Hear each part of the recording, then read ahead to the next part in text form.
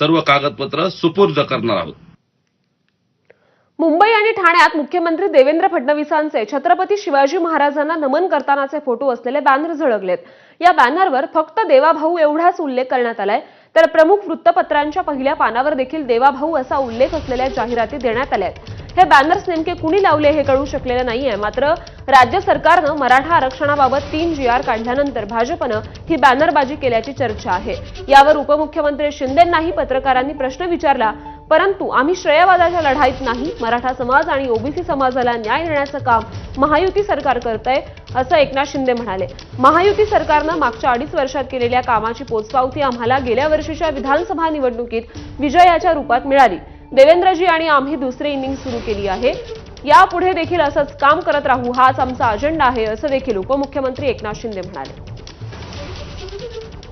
वादाच्या लढाईमध्ये आम्ही नाही, मराठा समाज असेल, ओबीसी समाज असेल, याला न्याय देण्याचं काम या ठिकाणी महायुती सरकार करते आणि महायुती सरकारने 2.5 वर्षामध्ये केलेलं काम त्याची पोचपावती या झालेल्या विधानसभेच्या निवडणुकीत आम्हाला मिळालेली आहे।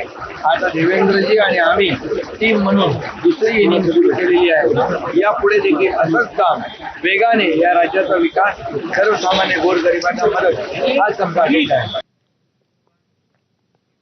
महिला पोलीस अधिकारी अंजना कृष्णा यांच्या चौकशीची मागणी करणाऱ्या अमोल मिटकरींनी ट्विट मागे घेत दिली